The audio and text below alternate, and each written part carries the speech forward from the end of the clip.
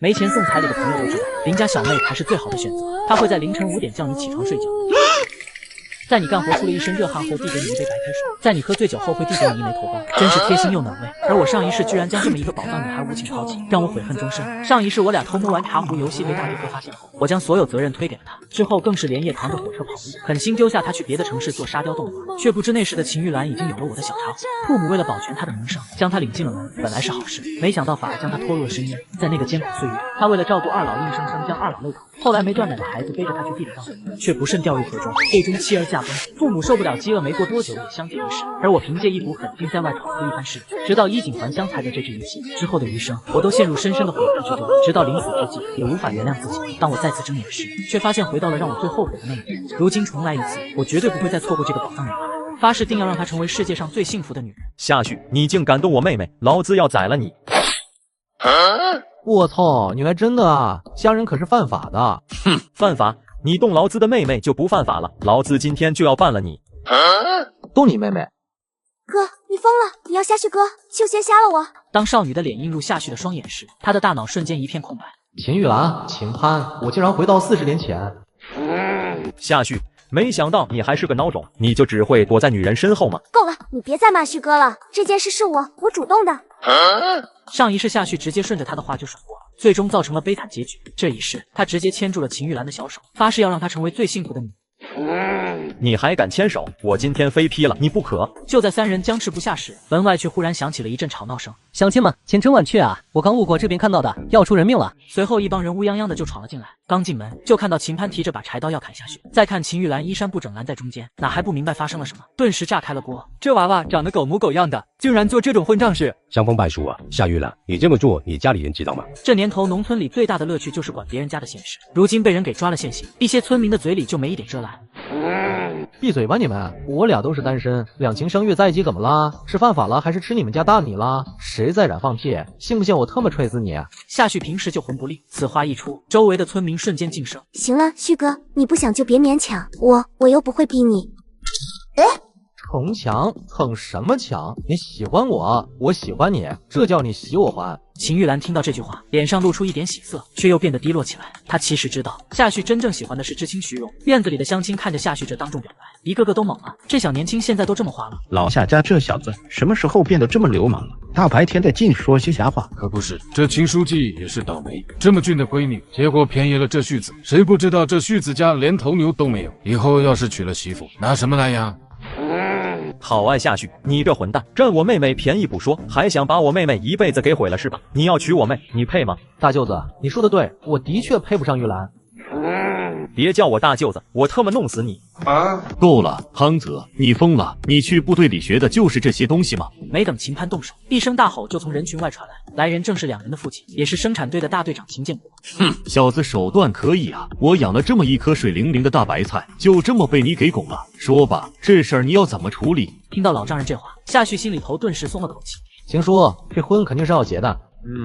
那成，既然这么说了，那这婚期……只是这婚期，我想再推迟2个月。秦建国话都还没说完，就被夏旭后面这句话给堵得差点背过气。夏旭，你混蛋，老子今天非要弄死你！我操！秦叔，潘哥，你们别急啊，我话都还没说完呢，我要把婚期推后，不是说不娶了。玉兰这么好的媳妇娶进门啊，怎么都得风风光光的，不好几桌酒菜，什么4大件、新家具啊，还有你看我这破房子，你们放心让玉兰给我住这么个破地好吗？4大件还新房，夏顺几天不见这么能吹了，就你家那4亩3分地，养活你家里人都困难，还想娶老婆？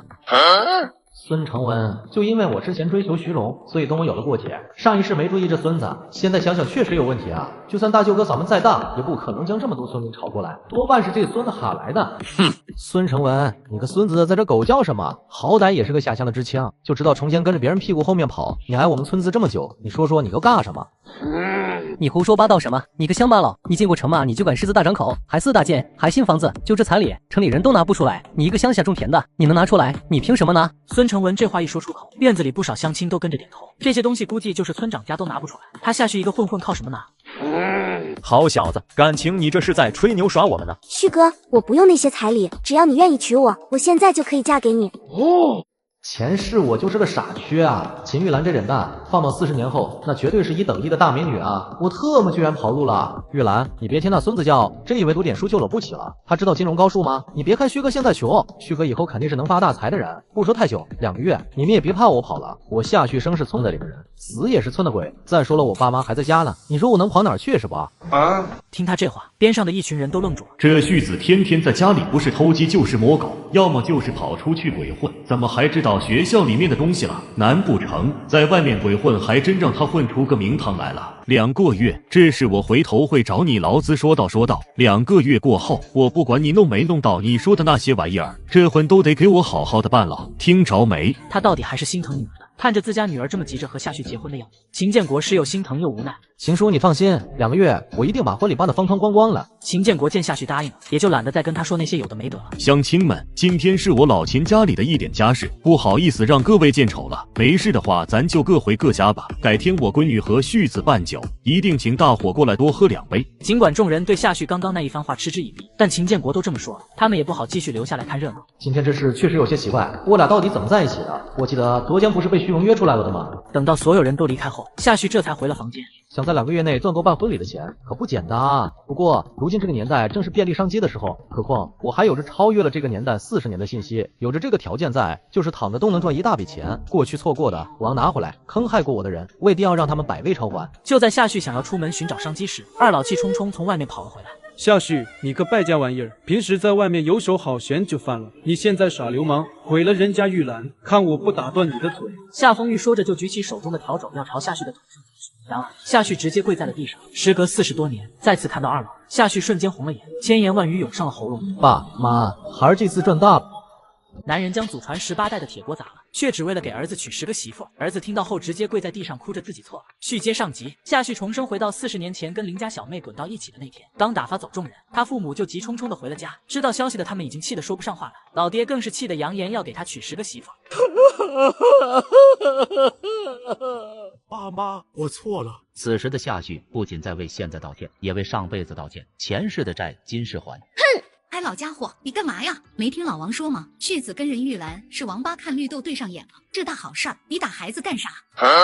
啥屁好事儿？他俩还没结婚就闹着出事儿，老子现在出门都觉得丢人。哼！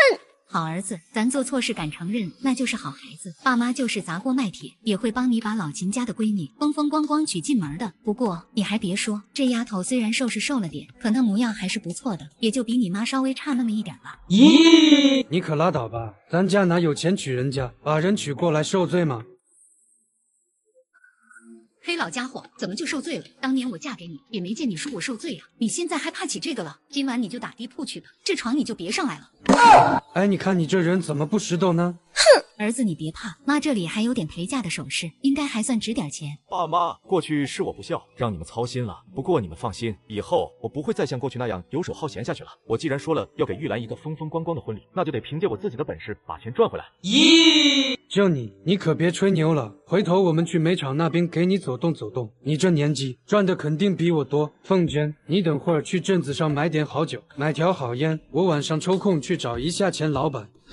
一听老爹要去找煤矿厂的钱老板，夏旭立马就站了起来。钱老板的儿子这时候在村里可是出了名的恶少，上个月这孙子想骑他头上，直接被他摁着一顿好揍，而且他可不想把时间浪费在挖煤上。爸，这事儿你就别想了，上个月我才把钱大伟给揍了，你与其去送礼，还不如给我拿去做生意呢。兔崽子，你还真是会给老子惹事啊！看我不打断你的腿！爸，你别急啊，我真没开玩笑。刚我去厨房看了，你们藏着的那腌肉做的可真不错，咱们可以拿去卖。旭子，你怎么想着卖腌肉啊？这腌肉虽然好吃，但也难做呀。而且咱家也没钱去做这个生意呀，你还不如去卖卖咱家的土豆呢。哦，你还真别说，这土豆做成粉，再配上肉臊子，再配个骨头汤，那味道美极寒。关键这成本低，价格实惠点，绝对能大卖啊！陈凤娟见夏旭说的头头是道，也不忍心打击他。老夏，就让旭子去试试吧，要是能卖了换钱，那也比放着强。就算卖不出去，咱也不亏啥。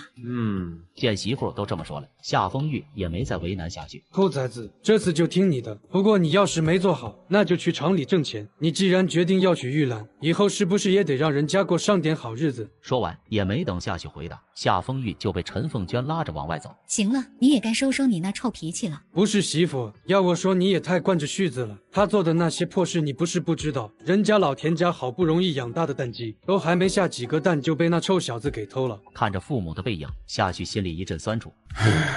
这些事儿真不是我干的呀！老田家丢鸡那天，我只是路过他家，也不知道后边谁把脏水泼我身上，就成我干的了。当时老爹脾气暴，上来就骂我，我也是赌气说我干的。结果这之后，谁家但凡丢点东西，村里就会传言是我干的。看来当初还真他妈不对劲啊！而且这些事貌似是孙成文这帮知青下乡的时候发生的。莫非……既然这锅是从老田家开始背起的，夏旭便打算先去老田家看看，正好可以商量一下以后鸡蛋供应的事。然而，当夏毅来到老田家门口时，忽然听到一阵悉悉索索的声音：“你们几个快点儿，待会老田得回来了。”孙哥，你不是在田边烧了个草垛把他骗走了吗？这会儿应该还赶不回来吧？你们几个能不能小点声？万一外边有人怎么办？夏旭顺着声音摸了过去，结果却看到几个知青正想偷老田后院的鸡。嘿，我还以为你们几个平时也就嘴巴脏点，没想到连人也脏，大白天的跑人家后院，是要偷鸡还是要摸狗啊？夏旭一声大喝，把几人吓了一跳。最关键的是，夏旭居然看到了徐荣。夏旭，你别血口喷人，偷鸡摸狗的事情也就只有你这乡巴佬做得出来，我们啥都没干啊！咦，啥都没干？你们跑到老田家鸡笼子外面转悠，还跟我说啥都没干？要不要我把乡亲们喊来看看？啊！几人一听这话，瞬间慌了神。旭哥，你就别调侃我们了，我们就是路过，这件事你就别到处乱说了，好吗？徐荣知道夏旭对他有好感，直接抛了个媚眼。夏旭差点吐了，自己上辈子是什么眼光啊？乱说！刚刚在我家院子，怎么没见你们不乱说了？徐荣，你还给我媳妇身上泼脏水来着？你放心，待会我一定重点跟乡亲们好好的描述一下我看到的，保准不冤枉任何一个人。这伙人应该不是第一次做这种事情了，说不准过去那口黑锅就是这几个孙子给我背上的。就在这时，灭完火的老田跟几个乡亲往这里走来，知道怎么都躲不过去，孙成文干脆一不做二不休。嘿，田叔，你快来啊！夏旭又要偷你家的鸡了，被我们给逮住了。孙成文这么一吆喝，老田几人立马就跑了过来。当看到夏旭以及跑出来的鸡后，立马就怒了。夏旭，你真是把你爹的脸都丢尽了。你说你家里虽然穷了点，但好歹穷也要穷得有骨气啊。旭子，你想吃鸡了，你就跟田叔说，田叔接你就是了。你干什么做这偷鸡摸狗的事？这要让你爹知道了，不得打断你的腿。老田，你说那么多废话做什么？咱们村以前可是连门都不锁的，就旭子这王八蛋偷你家鸡后，咱们每天晚上都得锁门才敢睡觉。今天我一定要让秦书记过来开个会，好好批斗一下这臭小子。夏旭被王富贵指着鼻子这么一顿教训，旁边的几个知青立马乐开了花。田叔，又不找你们麻烦，我这就去把大家喊来给您评理。今天高低要让夏旭把偷你上司鸡的钱也结了。孙成文连忙跑去把其他的街坊邻居都喊了过来。而徐荣看着一动不动的夏旭，心里总觉得有些不踏实。不知道为什么，他感觉夏旭跟以前有些不一样了。夏旭则忍不住想笑，过去他太蠢，替人背锅，但如今重生归来，定要让这群孙子付出应有的代价。一旁的老田看到夏旭站在原地不走也不说话，心里也是有些着急起来。很快，村里人就被孙成文叫了过来。好啊，旭子又开始偷鸡摸狗了，年纪轻轻的就手脚不干净了，以后还了得？王翠花，你听风就是雨。孙成文要说这田地里长黄金，你是不是也得信了？再说了，刚刚在这后院的可不止我一个人，还有孙成文这帮人，怎么就不能是他们想偷鸡被我看见了？孙成文等人一听这话，脸色顿时就变了。夏旭，你倒打一耙，我要吃鸡难道不会自己去买？也就你这穷酸，天天游手好闲身上，没个子的才会惦记老田家里的鸡。不是孙成文，我有点明说是你偷了鸡吗？你急什么？难不成是怕我把你拆穿吗？所以急了。正好这会也来了不少人，那就省得我一个个去喊。旭子，我是想相信你没有偷我家鸡的，但你自证归自证，反口说人家孙成文他们偷鸡了，你也得讲究个证据啊。原来你们是想要证据啊？旭子，你有证据？证据我倒是没有。没证据，你摆出这副样子干什么？我们可是有好几个目击证人的。别急嘛，虽然我没有证据，但是我可以召唤那些鸡的灵魂，让他们告诉我谁吃了它们。村子里的鸡说话了，更诡异的是，死去的鸡竟然指出了凶手，而谋害鸡的凶手竟然是几个读书人。原来夏旭发现了几名知青想偷老田家的鸡，结果被几人倒打一耙，说他才是偷鸡的。为了证明清白，夏旭声称自己可以召唤那些鸡的亡魂。随后夏旭便将众人带到了孙成文等人居住的地方。旭哥，你带我们跑人家宿舍做什么？难不成这几个孙子把鸡偷了藏在宿舍里下蛋不成？刘建安这个问题，其实也是身后跟着的一众村民心中的疑惑。这几个人不会说真话，但鸡的亡魂会说真话。这鸡偷来，怎么着也得用火烤下才能行。不过以孙成文这老鼠一样的胆子，8成是不敢在外面吃的。所以夏旭带着众人朝厨房走去。果然，当夏旭冲进厨房后，孙成文的脸色立马就变得一片苍白。鸡的亡魂说话了，他告诉我他惨死在这里，把这里挖开。夏旭往厨房里面一块明显被遮挡着的地面一指，刘建安和夏铁柱立马开挖起来。你们疯了！这是厨房，你们要是把地挖坏了，以后孙成文他们还怎么做饭？行了，徐荣，你站一边去，小心我伤到你啊！旭哥，你跟他废话什么？大不了破了相，让他嫁给隔壁村的大傻子呗。夏旭几人2句话一调侃，却是吓得徐荣浑身僵硬，不敢上前，只能站在人群里面干着急。就在这时，地下忽然冒出了一些白色的东西，旁边这会正凑热闹的村民连忙围了上来看热闹。这是骨头吧？这么多，我操，这得是吃了多少只鸡啊？什么鸡呀？这里明明还有狗骨头，我就说前阵子村里的狗怎么丢了几只，还以为是被外面的狗贩子给偷了呢。玉子，这底下的鸡骨头真是孙成文那几个人吃的。田叔，这是不是鸡骨头我不知道，但怎么着也不可能是孙成文家老祖宗的骨头吧？孙成文等人一脸苍白，人赃俱获，这下就算跳进黄河都洗不清了。在场的村民这回也才知道，过去他们竟然真的冤枉下去了。上一次老田家里的鸡100%就是孙成文几人偷的。玉子，田叔之前误会你了，今天当着大伙的面跟你道个歉，你别介意啊。田叔，你道歉做什么？上次要不是你护着我，我这回人都不知道在哪儿呢。如今偷鸡的人也给你找到了，现在这蛋鸡可不便宜吧？随后夏旭便看向孙成文等人，哼，孙子，这蛋鸡可金贵着呢，万一孵出小鸡仔，那又是好几只蛋鸡，可现在被你们几个王八蛋偷了，田叔啥也不剩了，现在赔钱吧，怎么着也得30块吧？听到赔30块，孙成文直接炸毛了。30，这鸡哥菜市场也就才10多块钱一只吧，我就偷了1只，你要我给2、3只的钱，你抢劫呢是吧？孙成文话音刚落，整个厨房内都安静下来。这时孙成文才意识到自己说漏嘴了，虽说已经找到了鸡骨头，但只要孙成文不承认，村民们也拿他没法子。可他被夏旭这么一激将，直接把实话说了出来，想反悔已经来不及了。勇于承认错误，孙成文，你到底是读书人啊？既然这样，那就赶紧给钱吧。田叔，这会儿你可不能心软啊，这孙子要是不给你钱，我第一个把他送到巡捕所去。听到夏旭这话，几个知青彻底慌了。就在这时，门外又闯进来2人，正是听到消息的老爹和老妈。旭子，你要气死我啊你！一天到晚净给我惹事。老田，这事我听人说了，你放心，你家丢的鸡我全赔给你。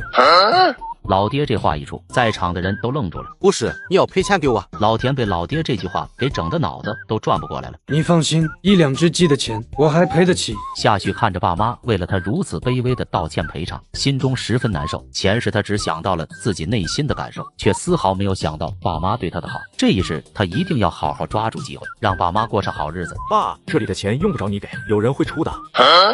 有人会出。老爹扭头看到刘建安和夏铁柱2人，还以为儿子是想要找这2发小借钱赔给老田。旭子，自己犯的错就要自己解决。旁边的村民听到老爹这话，一个个都哈哈大笑起来。老夏，咱过去都错怪旭子了，这些鸡全是孙成文这些人偷吃的。不仅仅是鸡，村里前段时间丢的那几条狗都是被他们偷走的。英子家的小女娃可是整整哭了3天呢。孙成文，英子家的狗那可是看着英子闺女长大的，这要让英子知道了，非让她男人打死你们不可。孙成文等人一听这话，一个个被吓得脸都白了。乡亲们，我们过去偷鸡摸狗是我们不对，你们可千万别把这事告诉英子姐啊。王桂英的男人那可是1.8米的壮汉，就孙成文这小身板子，估计都不够人家一拳揍的。行了，赶紧把钱拿出来赔给老田和其他村民。夏旭见孙成文一直缩在墙角角落里，脸上也有些不耐烦了。给钱，我一个插队的，我能有什么钱？想要钱，去梦里拿吧。孙成文一副死猪不怕开水烫的模样，双手往兜里一插，就不管事了。孙成文，你个臭不要脸的，你偷了老田家里的鸡，你还不赔钱？你良心不痛吗？要我说，干脆把他的宿舍给翻过来，看看他到底有没有钱。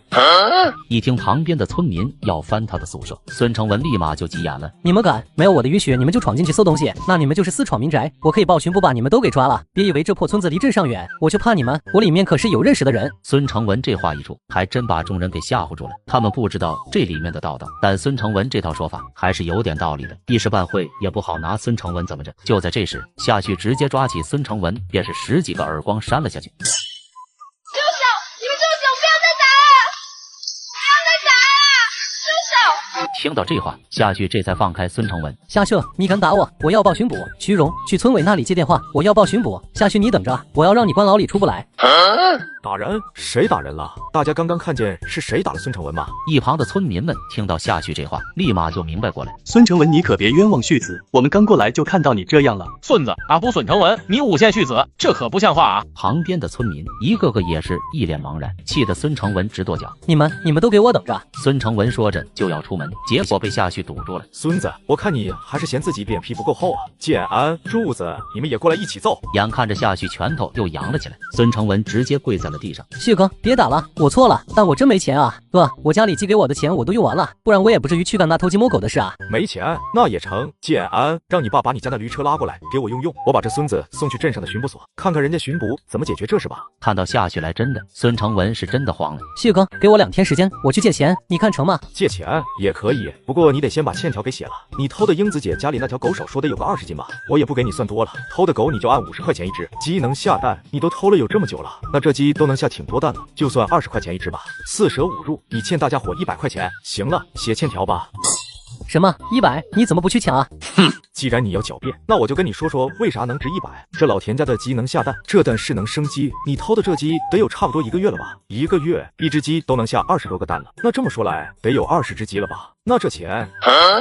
孙成文见夏旭越说越离谱，吓得连忙写了个欠条。你别说了，100就100，我1年之内绝对还清。1年顶多1个月，1个月后你不还清，就等着进局子吧。说完，夏旭就将欠条交给了老田。田叔，这欠条你可得好好保管，别让这孙子给偷去了。1个月后这孙子不还钱，你来找我，我来让他还。夏旭话音落下，旁边顿时响起了一片掌声。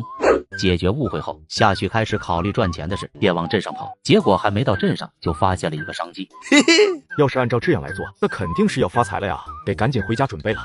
300个富豪饿得在地上拔草吃，而这个穷小伙却躲在远处吃着脆皮肠，观察着这一切。我去，这些人怕不是饿死鬼转世吧？看这样子，怕是要饿个3天3夜路都不通啊！这个年代，很多地方马路都没修好，有的地方一堵车就是大半天。特别是夏旭村子这边的路本身就很窄，堵的就更严重了。这要是在路上搞个移动餐车去卖土豆，岂不是要发财了？一个几毛钱的土豆就可以卖出几百倍的利润。特别是在堵车时，有车的富豪们在饿肚子的情况下，自然不会吝啬。当然，光是土豆自然是不能让他们爽快的付钱，但若是加工成路边摊食品后，必然会有很多人爽快的买下。只要保证好食材供应以及食品的口味，那一天就算赚个几十上百块，还不是简简单单？确定想法后，夏旭便朝家赶去。刚回到家中的夏旭还没来得及翻看家里的腌肉和土豆，就看到厨房里有个人影在到处乱翻。大伯母，你这是在做什么？听到夏旭这话，正在翻找东西的大伯母立马就站了起来，抬头一看是夏旭后，他的脸色立马就变得有些尴尬。过去在家里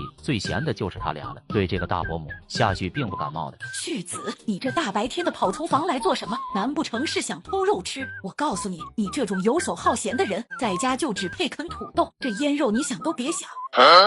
夏旭猛了，他还没说陈桂芳没事跑厨房来翻东西，反倒是被陈桂芳给教训起来了。但突然想到这是自己的家，就算陈桂芳是他大伯母，那也管不到他，便不想理会他，朝地窖走去。没想到却被陈桂芳就一把将他给拦住了。旭子，这地窖里面的东西可都是家里人公用的，你一声不吭就要去里面拿东西，不合适吧？关你屁事！夏旭骂完，直接就撞了过去。虽然陈桂芳一身横肉，却根本经不住夏旭这么一撞，直接一个踉跄倒在了地上。夏旭看也不看地上的大伯母一眼，直接下了地窖，带了好些个土豆走了出来，随后直接在厨房处理了起来。陈桂芳看着夏旭那一脸淡定处理着土豆的样子，还以为他只是单纯的想要弄点吃的。夏旭，你等着，你偷宫中的东西吃，你看我不叫你爸过来教训你！说完，陈桂芳就气冲冲的跑出了门去。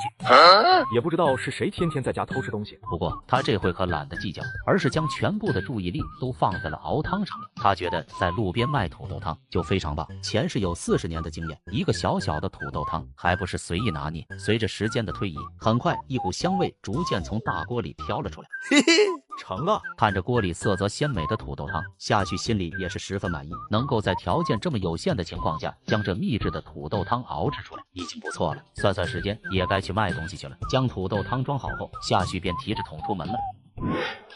刚到大马路上，夏旭的视线就被那一长串堵着的车给遮挡住了。看着眼前连绵一片的卡车群，他的嘴角也扬起了一丝笑意。这可是一座座金山银山呢。师傅，在这堵车堵很久了吧？还挺久的。小伙子，你这推的啥呀？我这是秘制的土豆汤，本来是推到镇子上去卖的，但你也看到了，这路太远了，我想着能不能在路上卖了。哦，司机一听夏旭这话，顿时就来了兴致。他在这可堵了不少时间，早就饿得肚子直打转了。要是能来碗热乎的土豆汤，那该是一件多美的事啊！小伙子，你这汤多少钱一碗啊？我这可是秘制的土豆汤，不过既然在路边卖了，就算你8毛吧。一听竟然要8毛钱，司机的脸立马变了。小伙子，这猪肉1斤也才8毛，难不成你这土豆还比得上猪肉不成？师傅，你也是见过世面的人，那外面的小车，一辆车身上才多少斤铁？你看人家一辆车能卖多少钱？这道理放我这土豆汤上也是这么个道理。说着，夏旭一把将桶盖子给打开，一瞬间，喷香的土豆汤就像是那勾魂的美女一样，飘入了司机的车窗里。还没等司机从这突如其来的香味中回过神来，前面的卡车司机就已经摇下车窗，朝夏旭招手了：“老板，你这什么汤这么香啊？能不能卖我1碗啊？”得了，司机师傅，你看我这生意来了，我就不跟你唠了，回见。说完，夏旭就推着车跑到了前面的卡车旁边。同样8毛1碗的价钱，前面的司机却直接要了1碗。有了第一个，自然就有第二个。没一会儿的时间，夏旭的移动板车小摊子就开张了，一些司机更是直接跑到夏旭的板车面前排起了队。整整2桶的土豆汤，不到半天的时间，竟然就卖得见底了。夏旭这才满意的推着变轻了不少的板车往回走去。途中路过第一个司机车旁时，师傅连忙将夏旭喊住了：“小伙子，你这汤还有吗？”当可有不少的司机端着汤从他旁边路过，那香味都快把他馋死了。司机眼看着夏旭的土豆汤都卖得见底了，心中更是懊悔不已。师傅，我看你们每天在外面跑也不容易，想着你肯定也饿了，这还给你留着1碗呢。哦，看着夏旭手里端着的土豆汤，卡车司机心里顿时升起一丝暖意。不过师傅，这最后1碗可得收您1块8。听到这话，卡车司机下意识的就想反驳，但转念一想到他之前的行为，他又只好将话憋了回去。眼瞅着夏旭板车空桶里连一滴土豆汤都不剩，卡车司机也只好捏着鼻子认了。行了，小伙子，这亏我认了，赶紧把土豆汤给我。嘿嘿，我跟您开玩笑呢，难都不容易，说好了8毛那就8毛，我不多收你的。说着，夏旭直接将土豆汤递给了卡车司机。看到这一幕，司机顿时愣住了，这天底下竟然还真有钱不赚的人。小伙子，你这汤卖个1块2块钱应该不难吧？师傅，我卖1块8当然有人买，但你顶多吃个新鲜，下次再遇到你是不是就不愿意来我这喝了？哦，小伙子，你以后肯定是个发财的料。我叫黄忠，交个朋友怎么样？可以啊，黄哥，我叫夏旭，就住这附近的村子。你以后路过想喝我做的汤，可以直接来找我。那自然得来找老弟你啊，不过下次你可得给老哥算便宜点。没问题，下次你来，我免费请你吃好吃的。对了，黄哥，你们这车一般得堵多久啊？别提了，这条路就跟便秘了似的，一到月中月末就堵死。我去煤矿厂拉一车煤，回来都堵1天了。不过啊，看这个情况，到了晚上应该就能通了。哦，黄哥，时候也不早了，我要回家了。下次你来，这可一定要来找我免费请你吃。得了吧，你个机灵鬼，刚还要我给1块8呢，这回舍得给我吃霸王餐了？这一码归一码，黄哥你给的信息对我有用，下次你来，我请你吃好吃的，那是应该的。说完，他便推着车往回走去，留下卡车司机在原地愣了好一会儿。夏旭刚回来，就看到家里众人都站在院子里。旭子，这会大家都在，你说说，你刚刚将我撞倒在地，这是怎么算？我好歹也是你大伯母，你这也太不尊敬长辈了啊！旭子，这会大家都在，你说说，你刚刚将我撞倒在地，这是怎么算？我好歹也是你大伯母，你这也太不尊敬长辈了啊！撞倒你了，大伯母，你就算再不喜欢我，也不能诬陷我呀！你说你被我撞倒了，谁看见了？一听这话，陈桂芳喉咙里的话顿时就被噎住了。只要夏旭不认，那他也找不到人来作证。你不承认撞了我就算了，那你偷家里的东西出去，这是怎么算？妈，这事你可得做主啊！老人是夏旭的奶奶，是这个院子里面的大家长，可以说这个家里的大小事都要经过他的同意。旭子，你大伯母这话说的不假，那地窖里少了的土豆是你拿了吧？这事你不得给家人一个交代吗？妈，这事你可不能惯着旭子，小时候偷针，长大了那可是会偷金呢。这偷别人家的还无所谓，万一旭子以后偷咱们自己家的钱，那可就不得了了呀。那些土豆我卖了，这钱用来抵消这些土豆，你们说够不够？看到这10元钱，刚刚还一副势利眼的大伯母，双眼立马就放放光了起来。够，这哪能不够啊？旭子，没想到你也长大了呀，知道给家里分担压力了。这宫中的钱我就先代为保管了，你们一个个的，这钱要是给了你们，兜里放着过不了明天，估计就没影了。夏旭呀，你能给家里赚钱啊，说明你懂事儿了。桂芳啊，你也真是这么大年纪的一个人了，平时在家也不下地，吃这么多肥肉长在身上都浪费了，你不知道谦让一下孩子们吗？听着奶奶数落大伯母，夏旭的脸上立马装作一脸感动的样子，其实内心却十分的不屑。以前奶奶看到这种现象，从来都不会多说一个字，其原因就是因为过去大伯母家里面最有钱，而且还有2个儿子，以后肯定能赚更多的钱。如今奶奶之所以会护着他，不过就是因为他在外面赚了10块钱回来。旭子啊，刚刚的却是大伯母不对，我们都这么大个人了，还跟你们这些小孩子计较。不过夏旭啊，你这个赚钱的法子能不能跟咱们家人说一说？你看你一个人都能赚这么多钱了，咱家地窖里面还有那么多土豆，这要是让我们也跟着去卖一卖，岂不是能让家里面的经济变得更加富裕一些吗？